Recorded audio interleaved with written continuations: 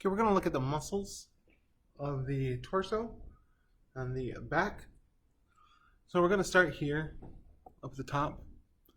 We have the sternocleidomastoid muscle right here. We have two of them. This one's cut. This one's cut. But what this does is an anterior compartment muscle. So it'll flex the head forward, and it also does contralateral rotation, which means that the right sternocleidomastoid will turn the head left. The left sternocleidomastoid will turn the head right. Then here we have this muscle right here. This is called Pectoralis Major. Pectoralis Major.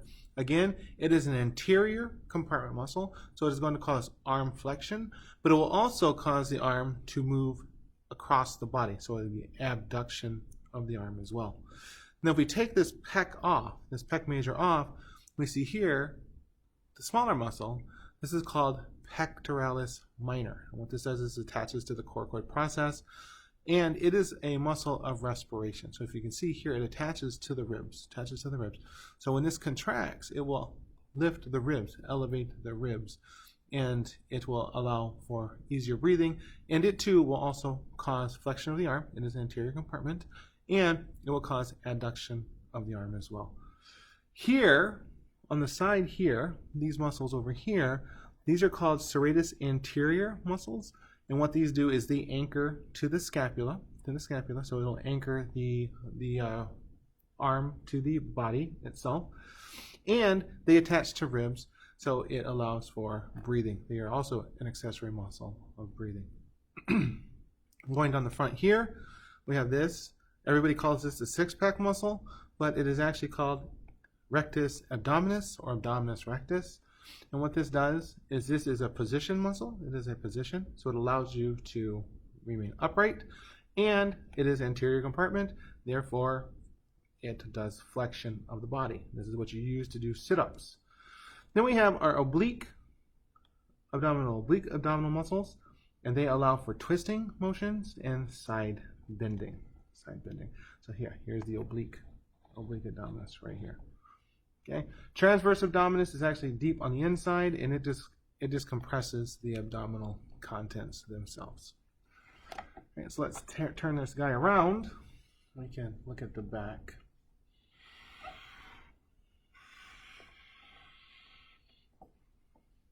Okay. All right.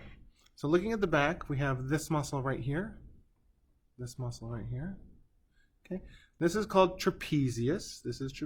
So if you look, there's an upper trapezius and there is a lower trapezius. There's a superior trapezius and there's an inferior trapezius. This side is not trapezius. This is something else.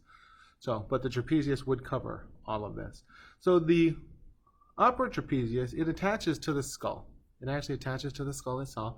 So when the trapezius contracts, it does extension. It will pull the skull backwards. Remember, it is a posterior compartment muscles, and posterior compartment muscles cause extension.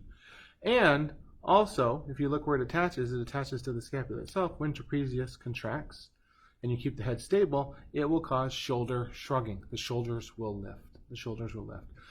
And if you look at the inferior portion of trapezius, it actually starts from the spine of the scapula, and it actually goes down to the lumbar spine here. Okay, this will cause depression of the shoulders, and it will pull the shoulders together. So again, extensionary muscles.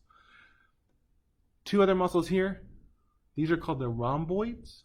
So we have rhomboid major, and we have this little guy right here. It's called rhomboid minor, and they attach to the medial border of the scapula, and what they will do is they will cause the arms to move backwards, so in an extensory mechanism as well. So it will pull the scapula together, the rhomboids do. And then the last muscle here that I want you to definitely know is this guy, this beautiful muscle right here. This is called the Latissimus Dorsi. It gives the body that nice winged look, and you can see it on swimmers very well. This attaches to the humerus, so it originates on the vertebrae, and then attaches to the humerus itself. So this causes extension of the arm. Again, it is a posterior muscle. Posterior muscles cause extension. At the same time, it causes extension. The way it's attached to the humerus, it will cause internal rotation. So it will do extension and internal rotation of the arm. Okay, so those are the muscles at the back. Those are the muscles, the prime movers of the back. Not of the back, prime mover is on the back of the arm itself, and we did the muscles on the anterior surface.